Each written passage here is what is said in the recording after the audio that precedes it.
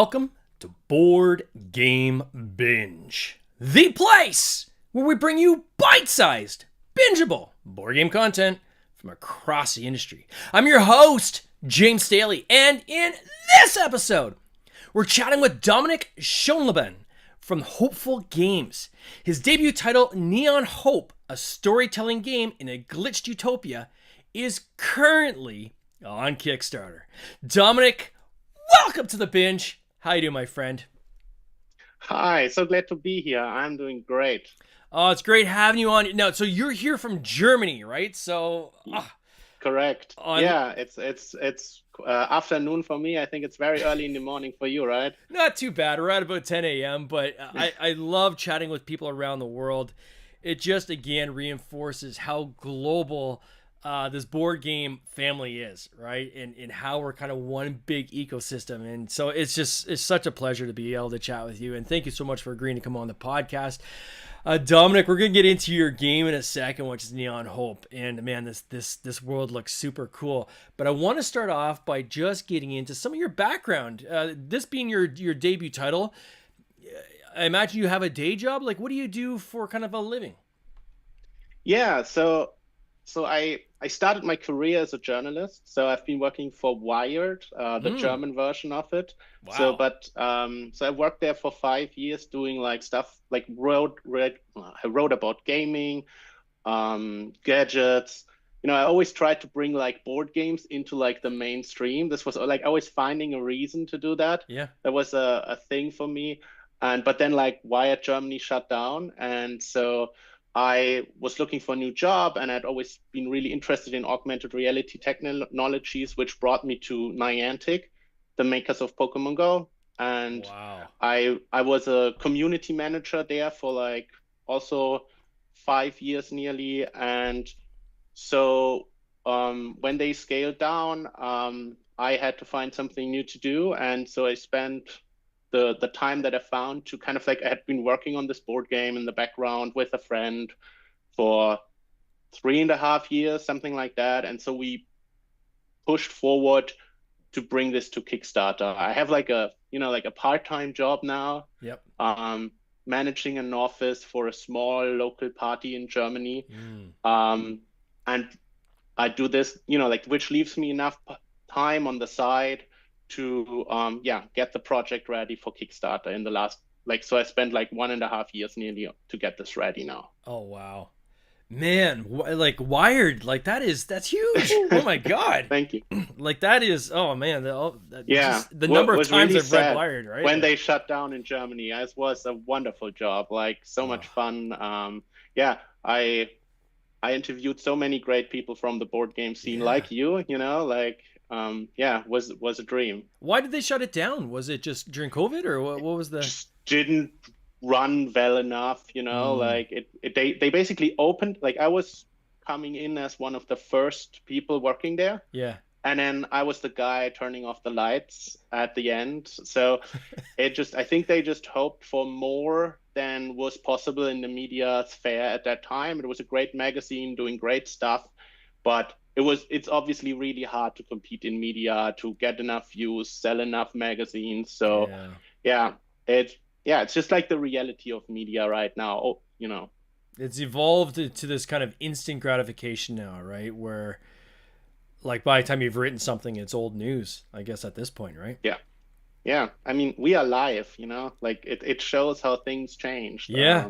Yeah, exactly. And then with the augmented reality, so that's super cool too with the whole Pokemon Go. That must have given you some real insight into kind of that whole world building Yeah, kind so of I technical learned a side, lot right? about games, and I think building a community around a Yeah. game. So I was like, as a community manager, I did so one of the things that I did at the end of my, tenure there, I I was involved in the community ambassador program, which was basically building up these local communities for Pokemon Go, helping people to run their own local communities.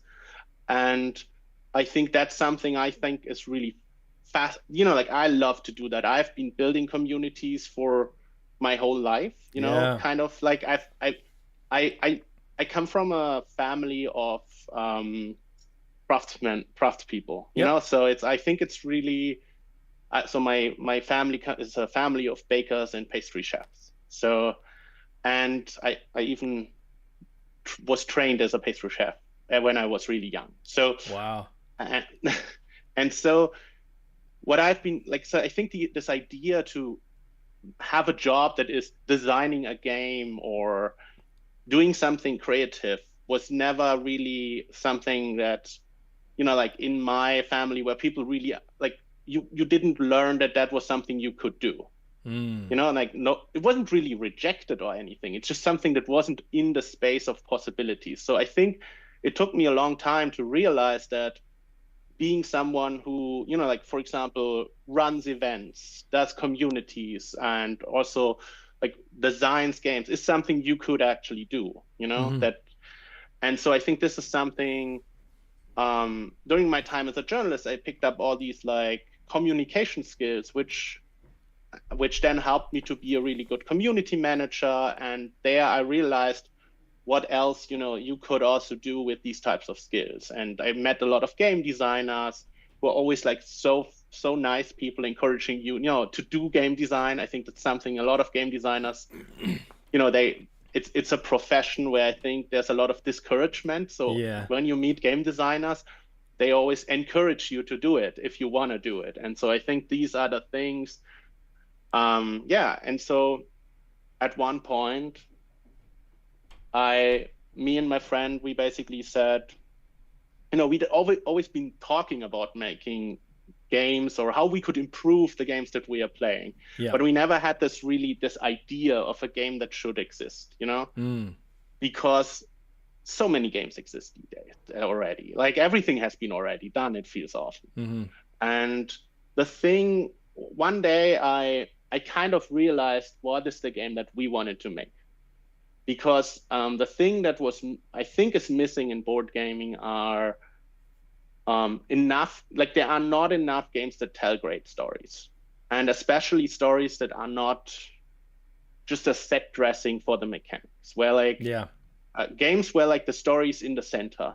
I'm not saying they don't exist, but if I name a few, I think they are the rare exception. Like if you look at time stories where a game with, and I think rarely they have complex stories. Like they often is like, oh, someone has been kidnapped by the orcs, now we need to go and rescue them. And then like the guy who looks super evil turns out, oh, to no surprise at all, he is evil.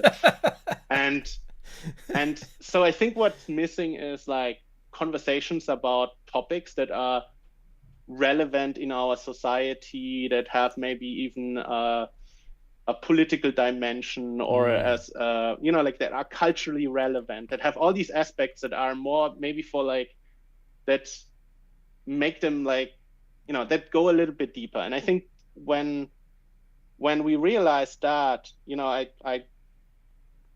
one day called my friend and was like, you know, I finally have it. This is the game we are making. You know, like we are making a game where about telling, you know, a storytelling game, and we need to make it up with a theme that helps us to tell these types of stories. And a theme like that is, I think, cyberpunk. It's in the future, so you can tell things that are, you know, you can use metaphors from the future to tell things about your present. It's kind of like a near future thing, Yeah, exactly. And then, but what we didn't want to do, which then developed in these conversations that we had about the game and our world, was we didn't want to do like the standard cyberpunk dark and gritty, where everything is hopeless and you're just like the next criminal who just works for his own game. And this is how I think why we came up with this solar punk. I think so we kind of, there is like this, so originally we called it a hope punk game. So I think there's this idea, so I think there's this less known literal genre where it's like a counterculture to cyberpunk, where the idea is oh, instead of everything going bad, maybe we could like change the future for something better, and it's achievable. I love it. And I think while this phrase is less known, I think there was also this sort of genre that more and more got attention, is like this solar punk idea, where the idea is that we as a society would find a way to combine technologies with we find a balance between technology and nature, and we build a society where we live together as a community that doesn't exploit the weak but looks out for each other. And then it presents this like green future in that is very utopian. Yeah. While the hope punk, I think, is still very, very gritty a little bit more. It's like we have to, and I think from these ideas, a game merged where we call it like cyberpunk meets solar punk. So the dystopia meets the utopia, and like it's about you play people who yearn for like a better world, and so you have to do it yourself. So solar punk is a term that you guys came up with? No. It exists. So there are other. I think it's something that's coming more and more into a trend. That. It's coming, and we didn't come up with this. But it's not as well known as cyberpunk, and obviously you're leaning into it, which is good. And I love this kind of whole hopeful message, which is.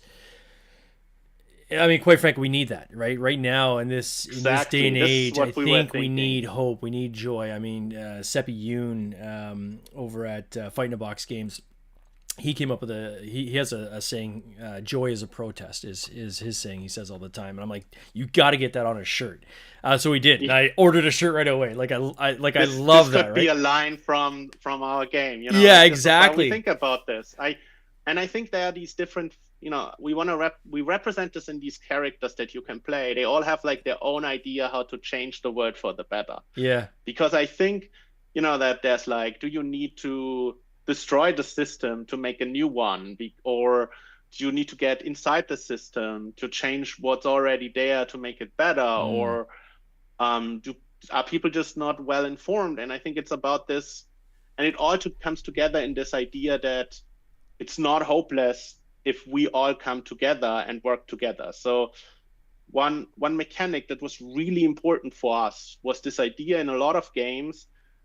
There are typically like these core actions that you can take. Like core actions are typically, you move, you fight, maybe in a cyberpunk game you hack, and splice or whatever. Yeah. And then if you're a story game, maybe you investigate, or you uncover, I don't know, something that progresses the story.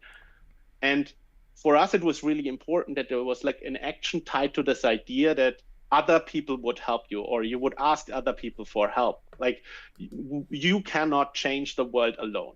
You need, you need others to help you. You are just a normal person, or maybe like a heroic normal person. And so one of our core actions is to get support.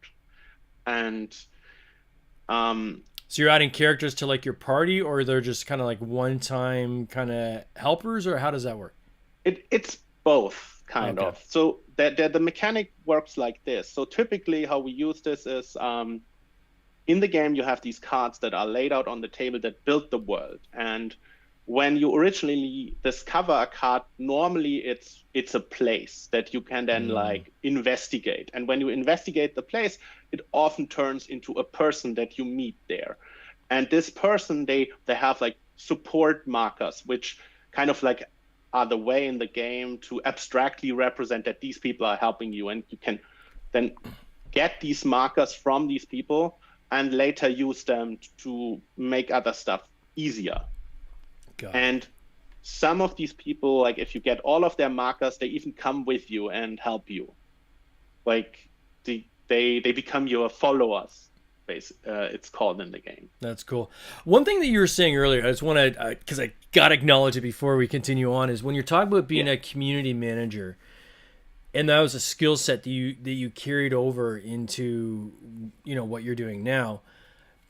The advice I would give to people in the industry or people who are looking to get into the industry, right? And I often have people reach out to me saying, I'm trying to get involved somehow. Like, how can I get involved? I just want to get my hands in this industry somehow. And maybe they're not a game designer, maybe they don't want to be a publisher, but they want to get involved somehow. And often I talk about, like, volunteer help at conventions and things like that. But community management is something that is so core to every single publisher needs help with community management, and we are all horrible at it. Right?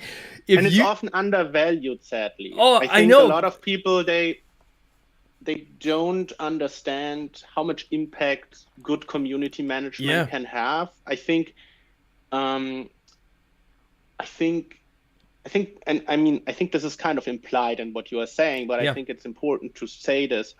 I think a successful crowdfunding campaign for something that is not already a brand, you need to build a community. You need to build a community. And although it does not work without it. And I think you can really see this in the project that we are running right now. Because so I think the one, and you probably have seen this as well, I think crowdfunding is not going well on a broad level right now because of the tariffs.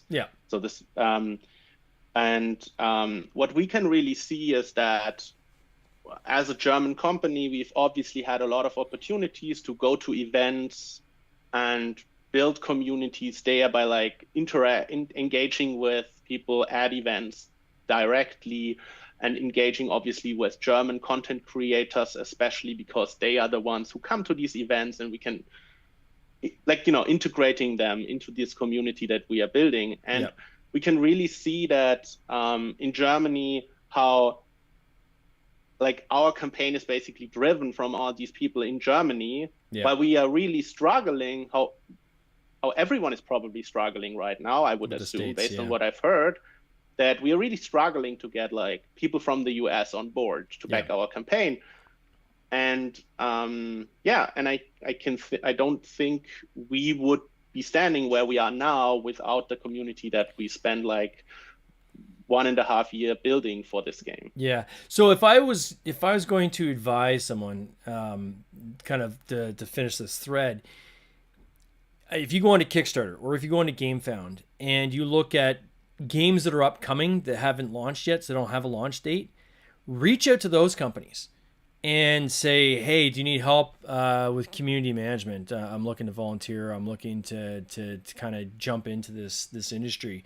That is a perfect way to seed yourself into this industry.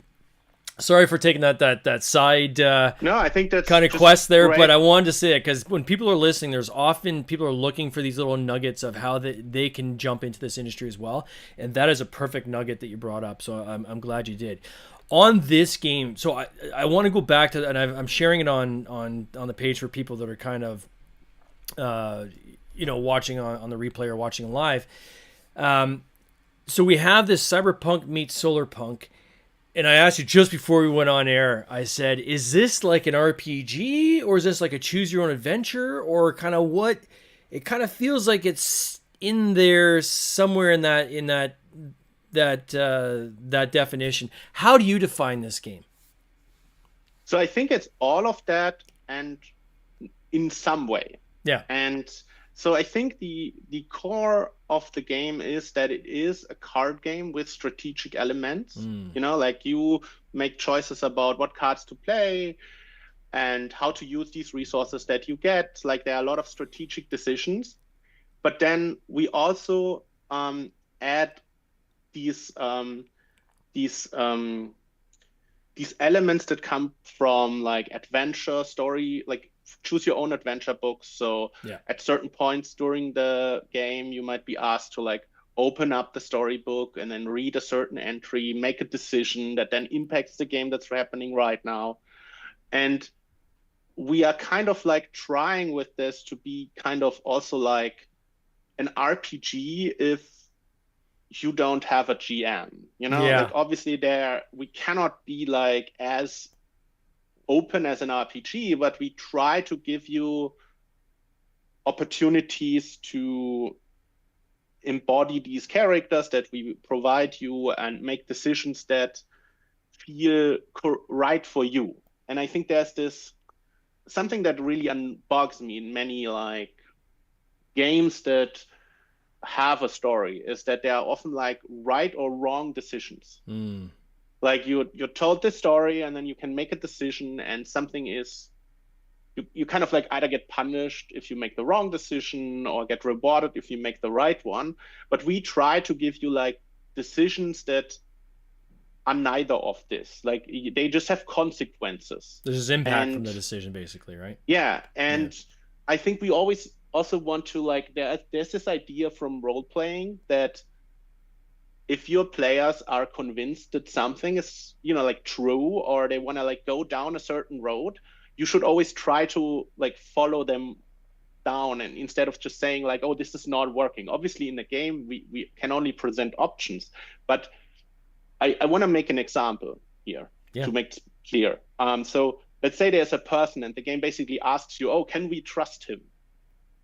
And then in many games, it's like, in the end, you find out you couldn't trust them or something like that. But I think what's really fun is if the players think they can trust them, I think it's our responsibility to deliver a story in which it was true. You could trust them, because that's what and when you think you couldn't trust them, they obviously were untrustworthy. And so you never have this feeling, oh, there's this better story path if we go the way, like we know he's going to betray us, so now we have to choose, that we don't trust him because it's the better path down this story. No, like they're just two different stories where this character maybe has a different arc depending on what choices you make. And that character's randomly in the game as well, so they may not even come up the second time playing through. In this case, this would be like a written character that has a meaningful. Like I think this is also what we have been doing. We combine two ways of telling a story. So there's this one part where it's very like, as I said, adventure, choose your own adventure book style, where at certain points the overarching narrative is driven forward, and that can happen through your choices, and that changes on things that had happened maybe even in a previous game. And that is the one, like that is the overarching story that takes you through the 5-act campaign. And that then like leads to like, let's say 3 big different endings with a lot of like side endings, from these main endings. But then within an episode, we do what you say. We try to create these immersion story moments where like these like less important NPCs, they like show up randomly that might help you, or based on something you did before, now things come into play in a way that doesn't really change the overall story narrative because it doesn't really matter but it changes this moment in your story. So let me should I make an example for this? Maybe? Sure. Yeah, absolutely. Yeah. So maybe in one version of the story, you escaped from someone in an earlier episode, and then like in a future episode, because you escaped, they don't remember you, and so they don't so depending on this, like if you had fought them in an earlier episode, they would now return to maybe like try to fight you because they want to take revenge or something like that. But it's not that really important for the overall story. It's just this comes out of this one moment where you just made a decision that then rolls on, and yeah. That's cool. And is it about these, like, I get the sense there's no real kind of, like, you don't fail, like there's no win-lose. Is it more about it's about the story you're building? Is that fair? Or? True, yeah. So I think what we don't want is a lot of, like, I think there are 2 things a lot of games do. Like, one is if you fail the mission, you just have to repeat it. Yeah. And I think people hate it. Yeah. Like, I don't know why. Like, it's probably because it's easy. Like, this is my only explanation why many games do this. I just don't, like, because the other thing is harder. Like, having, like, you go forward. And then the other thing is games that have like something that you often call fail forward. They actually have you really fail for you forward with like capital F for failing, you know? Yeah. And so this means if you don't do well, you're not going to do well the next episode because your character progression is maybe tied to XP that you have to gain, or you get punished for doing something in the first episode. And I think what we really want to do is not have any of that, where like you can do a run of Neon Hope where you fail all the first four scenarios, and it has an impact on the fifth one. But it's not that everything just got harder. So maybe if you fail too many scenarios, like this is something that really can happen to you within the campaign. If you fail too many scenarios, you get like captured, and you never see the episode where you escape from being captured if you play too well. And so I think obviously like at the end of the story there is the opportunity to fail, you know? Like you can fail at the very end, but what I also think is important, I don't think you really ever win in a way in Neon Hope where it's like, oh, and then everything was good at the end and everyone was saved, you know? I think it's a game that like we want to tell stories about like this cyberpunk dystopia is looming, you know, like something happens that pushes the dystopia one step forward. And I think it's not about like preventing the thing fully from happening, because it's somehow like now exists. But you as a player can at the end, maybe you will be able to decide how this will happen, like, and how this maybe like is now introduced into the world. And none of this is maybe perfect, but there will be like to every of these decisions that you can make at the end, there's always like one, there are downsides, there are upsides, but they are all at least better than if the corporation had won and did what they wanted to do. Yeah, it is cool. I love this whole environment that you've built, this kind of story universe. What is your plan like from here? Like, are you going to like do more games in this universe, or as a publisher now, do you have other games you're working on? Like, what is your kind of plan going forward? Yeah, I would love to do more. I see Neon Hope not only as a game, I see it as a full world that we are building. And I think one obvious thing is the game is set up in a way where you can then like add new story campaigns, and you can take a character from every expansion that you can play in another, you know, like this all compatible with each other. And the idea is that you would release new characters, new storylines that you could play. Yeah. And then also I think we want this to be like, I see us also making like maybe other smaller games in the universe, or I see, and as we've already done, so when we launched on Kickstarter, when I was at Essen last year, I talked with a friend there, and we were just talking about Neon Hope, and we were presenting it for the first time to the public at Essen, and he has this like indie role-playing company, and he's also run a Kickstarter some time ago for an indie role-playing game called The Bookmarked, and he was saying like, yeah, he wanted to run another Kickstarter, and so we were just joking about making like, oh yeah, you should make the Neon Hope RPG, I said to him. And he was like, come on, you know, yeah, this would be cool, you know. And then like a few months later, we were like, yeah, maybe we should really do it. And this is so they are like live on Kickstarter right now with us, and they have like one of their own games together with the Neon Hope RPG that they are bringing out. And so I think the universe is already growing, and I would love to do more of that, because I think there's, as you said in the beginning, I think there's a lot of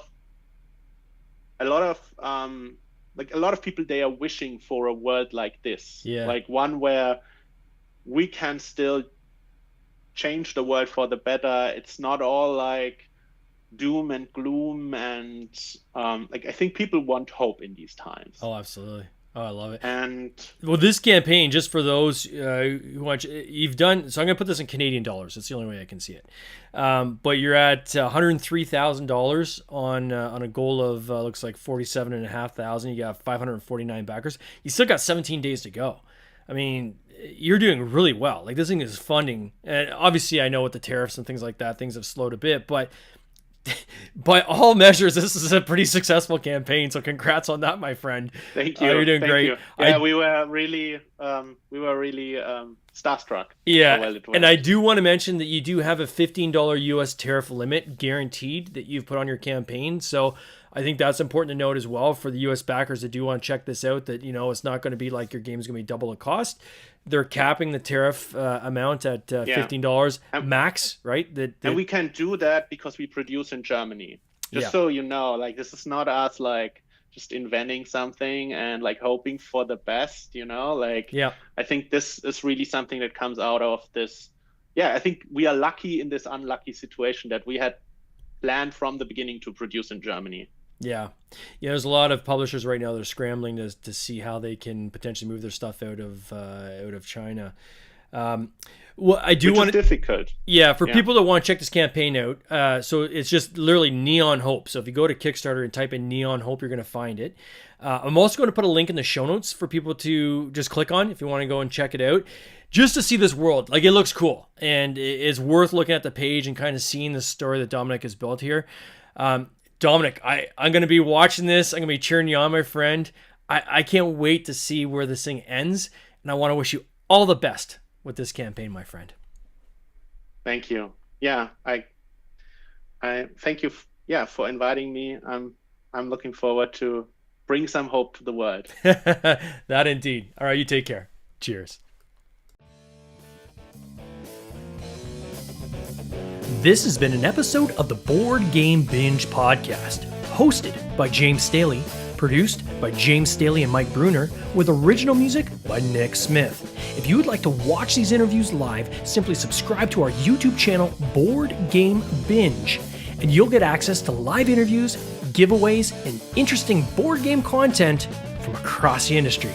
I can't wait for you to join us. See you next time.